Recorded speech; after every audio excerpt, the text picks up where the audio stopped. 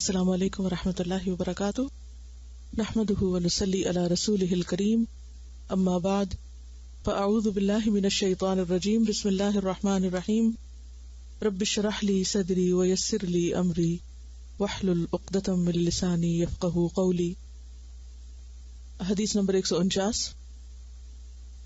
عن ابن کعب بن مالک الانصاری عن ابیہ قال قال رسول اللہ صلی اللہ علیہ وسلم ما ذئبان جائعان ارسلا فی غنم بافسد لها من حرص المرء على المال والشرف لدینه، رواہ الترمذی کتاب الزہد۔ سیدنا ابن کعب بن مالک اپنے والد سے روایت کرتے ہیں کہ رسول اللہ صلی اللہ علیہ وسلم نے فرمایا، دو بھوکے بھیڑیے اگر بکریوں میں چھوڑ دیے جائیں تو وہ اتنا فساد اور خرابی نہ کریں گے جس قدر مال اور جاہ کی حرص آدمی کے دین کو خراب کرتی ہے۔ لفظی ترجمہ، عن ابن کعب، ابن کعب ابن مالک بن مالک سے روایت ہے، الانصاری جو کہ انصار میں سے تھے، ان ابیہ اور وہ اپنے باپ سے روایت کرتے ہیں، قال وہ کہتے ہیں، کون؟ ان کے والد، قال رسول اللہ صلی اللہ علیہ وسلم کہ رسول اللہ صلی اللہ علیہ وسلم نے فرمایا، ما نہیں ذئبانی دو بھیڑیے، ذئب کا تسنیہ، جائعانی بھوکے، جائع کا لفظ جو ہے یہ فاعل کے وزن پر ہے، جوع اس کا مصدر ہے، بھوک، ارسلا وہ دونوں بھیجے گئے، چھوڑ دیے گئے، کھلے چھوڑ دیے گئے، فی غنم بکریوں میں، مال غنیمت بھی اسی سے غنائم، بِأَفْسَدَ زیادہ فساد کرنے والے، لہا ان کے لیے، من حرص المرء انسان کی حرص سے بڑھ کر، علی المال مال پر، وشرفی اور بلندی پر، جاہ پر، لدینہ ہی اس کے دین کے لیے، یعنی بِأَفْسَدَ لَهَا لدینہ ہی اس کے دین میں بگاڑ پیدا کرنے کے لیے۔ اور شرف کا لفظ کیا ہوتا ہے؟ شرف لفظی طور پر بلندی کے لیے آتا ہے، اسی سے پھر اشرف اور شریف، شرافت، اشرافیہ، شرف کہتے ہیں کسی سے عزت اور مرتبے میں غالب ہونا، جاہ کے معنوں میں بھی آتا ہے، عزت اور مرتبے میں دوسرے پر غالب ہونا، زیادہ ہونا، بڑھ کر ہونا، یعنی مال اور رتبے کی خواہش انسان کے دین کو جتنا نقصان دیتی ہیں، یہ اس سے بھی کہیں زیادہ ہے جتنا دو بھوکے بھیڑیے بکریوں کے ریوڑ میں چھوڑ دیے جائیں تو وہ ان کی تباہی کر کے، ان کو چیر پھاڑ کے نقصان پہنچائیں۔ اس کی کیا وجہ ہے؟ مال کی حرص اور مرتبے کی حرص دین کے لیے کیسے نقصان دہ بن جاتی ہے؟ ان کا آپس میں کیا تعلق ہے؟ مال کی محبت، مال کی حرص اور لالچ اور دین کا نقصان، ان دونوں کا کیا کنیکشن ہے؟ سب سے پہلی چیز تو انسان کی نیت کی خرابی ہوگی۔ اگر انسان کوئی بھی کام، خواہ وہ دین کا یا دنیا کا، خراب نیت سے کرتا ہے، خراب نیت سے مراد کیا ہے کہ بظاہر بڑے سے بڑا نیکی کا کام ہی کرتا ہے، جسد کا خیرات کا کام کرتا ہے، یہ کوئی اور، لیکن اس کے پیچھے اس کی نیت اللہ کو راضی کرنا نہیں بلکہ دنیا کے فائدے اٹھانا ہے، تو ساری کوشش بیکار ہے۔ سورۃ الکہف میں آتا ہے نا، فَمَنْ كَانَ يَرْجُو لِقَاءَ رَبِّهِ فَلْيَعْمَلْ عَمَلًا صَالِحًا وَلَا يُشْرِكْ بِعِبَادَةِ رَبِّهِ أَحَدًا قُلْ هَلْ نُنَبِّئُكُمْ بِالْأَخْسَرِينَ أَعْمَالًا، کہہ دیجئے کیا ہم بتائیں تم کو کہ عمل کے اعتبار سے سب سے زیادہ خسارے میں کون ہے؟ الذین ضل سعیہم فی الحیاۃ الدنیا، وہ لوگ جن کی ساری کوششیں دنیا کی زندگی میں گم ہو گئی، وہم یحسبون انہم یحسنون صنعا، اور وہ سمجھتے ہیں کہ وہ بہت اچھے کام کر رہے ہیں۔ یعنی بظاہر نظر آنے والا اچھے سے اچھا کام اگر اخلاص نیت سے نہیں تو انسان کی آخرت میں وہ کچھ بھی فائدہ نہ دے گا۔ بظاہر کو مسجد ہی کیوں نہ بنوا دے، یا کوئی کسی غریب کی مدد ہی کیوں نہ کر دے، کچھ بھی کر دے، بڑے سے بڑا یتیم خانہ چلا لے، لیکن اگر اس کے پیچھے غرض کچھ اور ہے، اللہ کی رضا نہیں، تو اس کی ساری کوشش بیکار ہے۔ مال کی ہرس اور کس طرح دین کو نقصان دیتی ہے. دین ہم سے کیا تقاضا کرتا ہے؟ سیلف لیس ہونے کا. اور یہ دو چیزیں انسان کو کیا بنا دیتی ہیں؟ سیلفش، خود غرض بنا دیتی ہیں. پھر انسان اخلاقی خرابیوں میں بھی مبتلا ہو جاتا ہے، جن میں سب سے بڑی خرابی کیا ہے؟ جھوٹ. جھوٹ ایمان کی دشمن ہے. تو مال کمانے کے لیے اور جھوٹی عزت و شہرت بنانے کے لیے انسان جھوٹ کا سہارا لیتا ہے، اور اس سے اس کا دین بگڑتا چلا جاتا ہے. اور کیا ہوتا ہے؟ انسان کے اوقات کا درست استعمال نہیں ہوتا. بسا اوقات انسان اللہ کی عبادت کے وقت کو بھی کس میں لگا دیتا ہے؟ دنیا کمانے میں، مال کمانے میں. لہٰذا وہ صحیح طور پر عبادت بھی ادا نہیں کر سکتا، اپنے فرائض بھی چھوڑ دیتا ہے. بنیادی فرائض جیسے نماز جیسی چیز سے غافل ہو جاتا ہے. بہت سارے لوگ اپنی جابس کی خاطر یا بزنس کی خاطر کیا کرتے ہیں؟ نمازیں جمع کر لیتے ہیں، یا بعض اوقات پڑھتے ہی نہیں، روزے نہیں رکھتے. بعض لوگ حج کی فرصت نہیں ہوتی، زکوٰۃ کیلکولیٹ کرنے کا ہی ٹائم نہیں. پھر حرام طریقوں سے مال کمانے پر کوئی پشیمانی اور شرمندگی نہیں. سود سے مال جمع کیا جائے، یا کسی یتیم کا حق ہڑپ کر لیا جائے، یا کوئی بھی اور حرام طریقہ اختیار کیا جائے، تو اس پر انسان کو کوئی ندامت نہیں ہوتی. اب کیا ہے کہ جو حرام مال جمع کیا، اس حرام مال کے ذریعے اگر صدقہ کیا وہ قبول نہیں تو دین کا نقصان ہی ہے. پھر اسی طرح اگر اس کو اپنی ذات پہ استعمال کیا تو دعائیں قبول نہیں، عبادت قبول نہیں، تو وہ پوری زندگی جو ہے وہ ایک خرابی کا ذریعہ بن جاتی، ساری کوششیں بیکار ہو جاتی. جب مال زیادہ ہو جاتا ہے انسان کے پاس تو پھر عیش و عشرت کی طرف لگ جاتا ہے، اور بسا اوقات انسان اسراف کے ذریعے، تبذیر کے ذریعے شیطان کا بھائی بن جاتا ہے. قرآن مجید میں کیا آتا ہے؟ ان المبذرین کانوا اخوان الشیاطین، کہ فضول خرچی کرنے والے شیطان کے بھائی ہوتے ہیں. انسان کے کام ریاکاری اور دکھاوے اور نمائش کی خاطر ہوتے ہیں. ان کاموں سے دلچسپی زیادہ ہوتی ہے جن میں دکھاوا ہوتا ہے، اور ان کاموں سے دلچسپی نہیں ہوتی کہ جس میں انسان کی نمائش نہ ہو. انسان کو اس کے مقصد سے دور کر دیتا ہے. فرائض سے غفلت ہوتی ہے. مثلا زکوٰۃ نکالنے میں ہر اس انسان کو پریشانی ہوتی، اور خاص طور پر اگر زکوٰۃ اسی میں سے نکالنا ہو جو آپ کے پاس چیز موجود ہے. مثلا گولڈ میں سے آپ اپنا ایک سیٹ نکالیں، اور ہو سکتا ہے وہ آپ کو بہت پسندیدہ بھی ہو، پھر کیا ہوگا؟ یہ کتاب ہے شاہراہ زندگی پر کامیابی کا سفر. اس میں انہوں نے میانہ روی اور کفایت شعری پر لکھا ہے، پیج نمبر 291. حضور اکرم صلی اللہ علیہ وسلم کا ارشاد ہے کہ مال اچھی چیز ہے بشرطے کہ وہ رجل صالح کے ہاتھ میں ہو، یعنی نیک انسان کے پاس ہو تو مال بھی اچھا ہے. ایک اور حدیث میں کہ بدترین ہے وہ شخص جو روپے پیسے کا غلام ہے، جو کل ہم نے حدیث پڑھی تھی، تائس عبد الدینار والدرہم. حضرت لقمان نے اپنے بیٹے سے کہا، اے میرے بیٹے، حلال کمائی کے ذریعے مدد مانگو، کیونکہ جو بھی آدمی تنگ دست ہو جاتا ہے اسے 3 چیزیں ضرور پہنچتی. اس کا دین کمزور ہو جاتا ہے، عقل کم ہو جاتی ہے، مروت ختم ہو جاتی، اور سب چیزوں سے بڑھ کر یہ کہ لوگ اسے حقیر سمجھنے لگتے ہیں.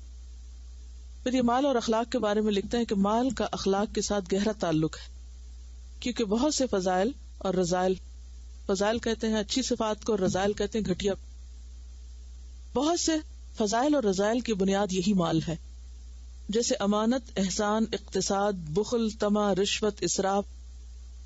انسان کے پاس مال نہ ہو اور خود مقروض بھی ہو تو جھوٹ بولنے پر مجبور ہو جاتا ہے. قرضوں کا بار اس کو قرض خواہ کے سامنے ہیلے بہانے تراشنے کی نت نئی ترکیبیں بتا دیتا ہے. چلاکیوں سے انسان کام لینے لگتا ہے تاکہ قرض خواہ اپنے مطالبے میں تاخیر سے کام لے. اس کے علاوہ بعض اوقات فقر و محتاجی طرح طرح کے جرائم کا باعث اور آزادی کے لیے دشمن بن جاتے ہیں. روپے پیسے کی پس اندازی یعنی اس کو بچانا اور پونجی انسان کے نفس میں ایک ایسی قوت پیدا کر دیتی ہے کہ کسی طرح وہ ذلت اور رسوائی کو برداشت نہیں کرتا. میانہ روی کے ذریعے اخلاق مضبوط ہوتے ہیں اور انسان کو اپنے حقوق کا احساس ہوتا ہے. میانہ رو شخص تدبیر مال یعنی حصول رزق کے بہتر اور مستقل ذرائع تلاش کرتا ہے اور اس میں اخلاق فاضلہ کا خیال رکھتا ہے. مندرجہ ذیل امور کو سامنے رکھتا ہے، رزق حلال ہو، کسی کی حق تلفی نہ ہو، اس کے ذرائع مسلمانوں کے لیے مفاد عامہ کا باعث ہو، اس کی آمدنی کے ساتھ ساتھ مخلوق کے رزق کا بھی ذریعہ بنے. دوسری طرف میانہ رو شخص اخراجات کے معاملے میں بھی تدبیر سے کام لیتا ہے.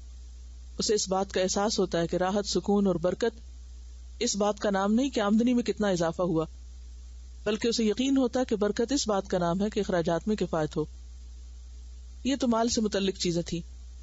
جاہ کی حرص، شرف، عزت، مرتبہ، دوسروں پہ غالب آنا، دوسروں کے مقابلے میں نمایاں ہونا، یہ چیز کس طرح دین کو نقصان دیتی؟ ابھی تک زیادہ باتیں ہم نے کس پہ کی کہ مال کی حرص کیسے نقصان دیتی، تو جاہ کی حرص کیسے نقصان دیتی؟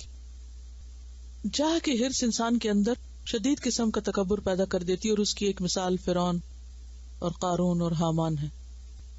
فرعون کی اس حرص نے اسے کہاں تک پہنچایا کہ اس نے خود کو خدا سمجھ لیا۔ یعنی وہ پھر جب انسان کے اندر بڑا بننے کی خواہش آتی ہے نا کہ میں دوسروں کے مقابلے میں بڑا ہو جاؤں، دوسروں کے مقابلے میں زیادہ نمایاں ہو جاؤں، زیادہ اہمیت حاصل کروں، تو پھر وہ کسی حد پہ رکتی نہیں۔ جیسے مال کا ایک نشہ ہوتا ہے نا، اقتدار کا بھی ایک نشہ ہوتا ہے، اور پھر انسان ایک دن خدائی کا بھی دعویٰ کر بیٹھتا ہے۔ اللہ کے فیصلے اس کو درست نہیں معلوم ہوتے، وہ سمجھتا ہے جو میں سوچتا ہوں، جو میں کرتا ہوں، جو میں کہتا ہوں وہی زیادہ درست ہے، اور اس ساری زندگی کا نظام میری مرضی کے مطابق ہونا چاہیے۔ دین کے لیے اس طرح بھی نقصان دہ ہوتا ہے کہ مثلاً اگر آپ ذاتی عبادت بھی کر رہے ہیں تو اس میں بھی انسان کی نیت خراب ہوتی ہے کہ انسان اکیلے میں اور طرح عبادت کرتا ہے، اس میں خشوع و خضوع نہیں ہوتا، اور جو عبادت پبلکلی کرتا ہے اس کا اسٹائل ہی کچھ اور ہوتا ہے، ایک طرح سے منافقت جنم لیتی۔ وہ کیوں لوگوں کے سامنے بہت اچھی طرح نماز پڑھ رہا ہے، کیا ثابت کرنا چاہتا ہے، میں تم سے بہتر ہوں۔ اسی طرح اگر دین کی خدمت کے لیے نکلتا ہے تو وہ صرف وہ کام کرتا ہے کہ جس سے اس کو شہرت حاصل ہو، اور چھوٹے موٹے کام کرنا یا وہ کام کرنا کہ جس سے اس کی کوئی بڑی اہمیت نہ بنے، وہ خواہ وہ کتنے ہی اچھے کیوں نہ ہو، کتنا ہی اجر و ثواب کا باعث کیوں نہ ہو، ان کی طرف اس کا دل نہیں لگتا، وہ ہاتھ ہی نہیں لگاتا ان کو۔ یعنی دین کو نمایاں کرنے کی بجائے اپنی ذات کو پروجیکٹ کرنا شروع کر دیتا ہے۔ جاہ کی حرص سے تعلقات بہت خراب ہوتے ہیں، کیونکہ انسان چونکہ خود کو پروجیکٹ کرنا چاہتا ہے، نمایاں کرنا چاہتا ہے، لہٰذا کوئی اور اس سے آگے نکلنے لگے تو اس سے حسد شروع کر دیتا ہے، اس کو لیٹ ڈاؤن کرنا شروع کر دیتا ہے۔ پھر کیا ہوتا ہے، اس کی غیبت کرے گا، اس کو تانا دے گا، لڑائی جھگڑا کرے گا۔ اب نتیجہ کیا ہوگا کہ تعلقات خراب ہوں گے۔ پھر جاہ کا حرص جو ہے، اگر انسان کو اقتدار مل جائے، کوئی کنٹرول مل جائے، تو انسان دوسروں پر ظلم شروع کر دیتا ہے۔ ہر وہ شخص جو آپ کی مخالفت کرے، آپ کیا کریں، اس کو غائب کر دیں، سنب کر دیں۔ انسان اپنی صلاحیتوں سے صحیح طور پر فائدہ نہیں اٹھا سکتا، کیونکہ بعض اوقات ایسا ہوتا ہے کہ انسان کو اپنی مرضی کا کام نہیں ملتا۔ مثلا ایک شخص ہے، اس کے پاس بہت اچھی ڈگری ہے اور اس کا خیال یہ کہ اس کو بہت اچھی جاب ملنی چاہیے، لیکن آپ نے دیکھا ہوگا کہ بعض لوگوں کو ان کی ڈگری کے مطابق کسی خاص وجہ سے جاب نہیں ملتی۔ اب کیا ہوتا ہے، فرسٹریشن کا شکار ہو جاتے ہیں۔ اس فرسٹریشن کی وجہ سے وہ اپنی جان پہ بھی ظلم کرتے ہیں، ڈپریشن کا شکار ہو کے چھوٹا موٹا کوئی کام کرتے ہی نہیں، بیکار رہتے ہیں۔ اس بیکاری کی وجہ سے بیوی بچوں کو بھی ظلم کا نشانہ بناتے، اس کی وجہ سے وہ بہن بھائی اور رشتے داروں، یعنی تمام انسانی تعلقات اس کی زد میں آ جاتے۔ خاص طور پر جو ہمارا معاشرہ ہے اس میں آپ دیکھیے کہ لوگوں کو مینول کام کرنا یا ہاتھ سے کام کرنا یا اپنے ایک خود ساختہ رتبے سے کم تر درجے کا کام کرنا جو ہے وہ اپنی عزت کے خلاف لگتا ہے۔ لو اتنا پڑھ لکھ کے اگر ٹیکسی چلانی تھی تو پھر کیا ضرورت تھی پڑھنے کی، اس سے تو بہتر ہم بھوکے مر جائیں مگر ہم یہ کام نہیں کریں گے۔ یہ جھوٹی عزت ہے نا۔ تو اس کا نتیجہ کیا ہوتا ہے، نقصان کیا ہوتا ہے، لامتناہی نقصانات ہوتے ہیں۔ فارغ رہنا بذات خود سب سے بڑا نقصان، پھر بیوی بچوں کے حقوق پورے نہ کرنا ایک اور ظلم ہے۔ جب انسان دوسرے پہ ظلم کرتا ہے تو نتیجے میں اپنی نیکیاں بھی برباد کر بیٹھتا ہے۔ بعض اوقات انسان دوسرے کو مشورے کے قابل نہیں سمجھتا، اس سے کوئی فائدہ نہیں اٹھاتا۔ جتنی بھی جنگیں ان کی اگر تاریخ اور ان کی بیک گراؤنڈ میں جائیں تو اس میں یہی چیز آپ کو نظر آئے گی، یعنی اس سے انسان کا دشمن ہو جاتا ہے۔ شاید کوئی جانور بھی جانوروں پر اتنا ظلم نہ کرے کہ انسان انسانوں پہ کرتا ہے۔ اسی لیے فرمایا نا کہ بکریوں کے ریوڑ میں اگر بھوکے بھیڑیے چھوڑ دیے جائیں تو ذرا تھوڑا سا امیجن کریں کہ وہ اندر گھس کے کریں گے کیا، کتنوں کو چیر پھاڑ کے رکھ دیں گے، کتنا خون بہائیں گے، کتنا ظلم ڈھائیں گے، کس قدر خرابی کریں گے۔ اس سے زیادہ بڑی خرابی ہوتی ہے جب کسی انسان کے اندر مال اور جاہ کی حرص پیدا ہو جاتی ہے تو اس سے زیادہ تباہی اس کے دین میں ہو جاتی ہے. یعنی اس کے اعمال کو ایک طرح سے بکریوں سے تشبیہ دی گئی.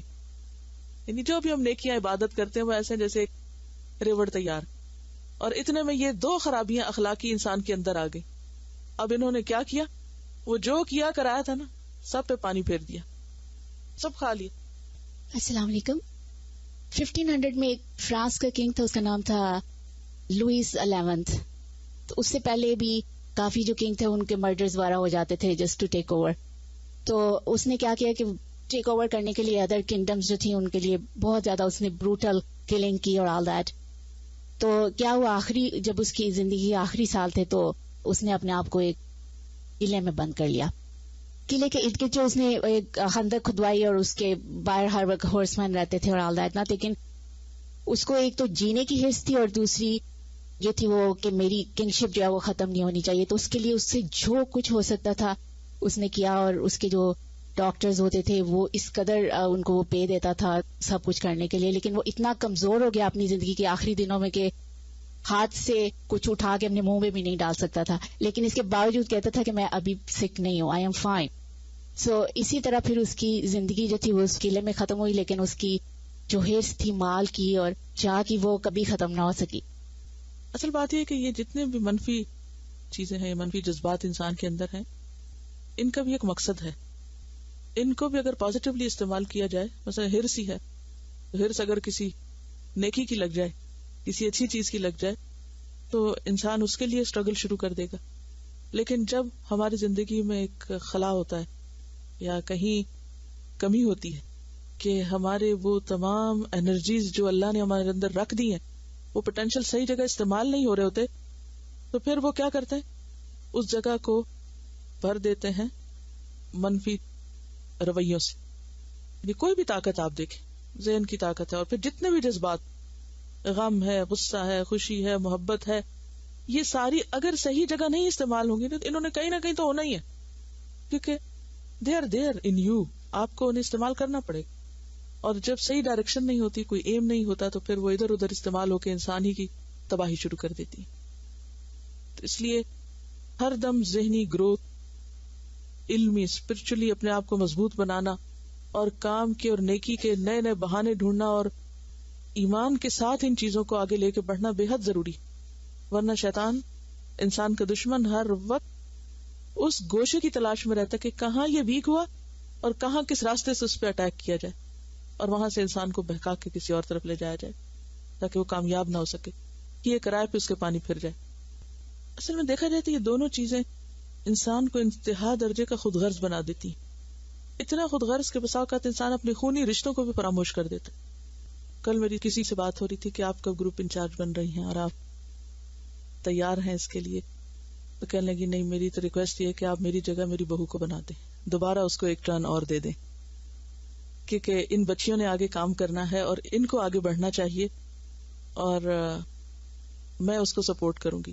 تو مجھے اتنی حیرت ہوئی کہ اگر واقعی ایک شخص دین کا فائدہ چاہتا ہے تو پھر وہ اس درجے کا خیر خواہ ہو سکتا ہے کہ وہ ایسے رشتے کے لیے قربانی کرے, اپنی بیٹی کے لیے قربانی کرنا, یا اپنی ذات کے لیے کرنا, یا اپنے بچوں کے لیے کرنا, تو انڈرسٹوڈ, کیونکہ ہر ماں کرتی. لیکن ساس بہو کا رشتہ عموماً ہمیشہ کس طرح دیکھا جاتا ہے, نیگیٹولی دیکھا جاتا ہے, اور بعض اوقات مقابلے کا رشتہ ہوتا ہے. گھروں میں مقابلہ بازی شروع ہو جاتی ہے جب کوئی کام نہیں کرنے کو ہوتا, کوئی مقصد نہیں زندگی میں ہوتا. تو میں سوچ رہی تھی کہ یہ کون سی چیز ہے, کس چیز نے ان کے منہ سے یہ بات نکلوائی ہے. یعنی میں حیرت میں گم تھی کہ کون سی چیز انسان سے یہ کہلواتی, جب اس کو اپنی ذات کو پروجیکٹ کرنے کا شوق نہ ہو, دین کی بہتری مقصود ہو, اور انسان یہ سمجھے کہ مجھ سے زیادہ دوسرا دین کے لیے زیادہ فائدہ مند ہو سکتا ہے, میں اس کے لیے قربانی کروں گا. اور ایسے رشتے میں قربانی تو یہ صرف دین ہی دے سکتا ہے نا, کیونکہ ہماری ساری زندگی قربانیوں کا مجموعہ ہے. کیونکہ بسا اوقات انسان کو اپنی عزت کی, اپنے نام کی, اپنی پروجیکشن کی, اپنی مرضی کی, بہت دفعہ اپنی مرضی کی قربانی کرنی پڑتی. آپ کچھ چاہتے ہیں, دوسرا کچھ چاہتا ہے. اب بیک وقت بازو کا دو مرضیاں نہیں اکٹھی ہو سکتی, یا آپ کی چل سکتی یا دوسرے کی چل سکتی. اب کون پیچھے ہٹے؟ کوئی بھی نہیں ہٹے گا اگر آپ نے اپنی ذات کے لیے پیچھے ہٹنا ہے. ہاں اگر کسی بڑے مقصد کے لیے پیچھے ہٹنا تو پھر آسانی سے انسان ہٹ جاتا ہے، جیسے خالد بن ولید کی اعلیٰ ترین مثال، اتنے بڑے عہدے سے کہ جس میں ساری زندگی 100% صرف کامیابیوں کے ریکارڈ ہے، کوئی ان سے بہتر تھا ہی نہیں اس چیز میں، اس کے باوجود وہ پیچھے ہٹ گئے، اور بغیر کسی ملال کے، بغیر کسی غم کے اور بغیر کسی ڈپریشن کے. تو یہ چیز صرف آخرت پر ایمان ہی انسان کے اندر پیدا کر سکتا ہے، ورنہ یہ حقیقت ہے کہ مال اور جاہ کی ہوس انسان کے دین کو نقصان دیتی، اس کی اپنی ذات اور شخصیت کو تو دیتی ہی ہے لیکن دین کو دیتی. سبحانک اللہم و بحمدک نشہد ان لا الہ الا انت نستغفرک و نتوب الیک. السلام علیکم و رحمۃ اللہ وبرکاتہ.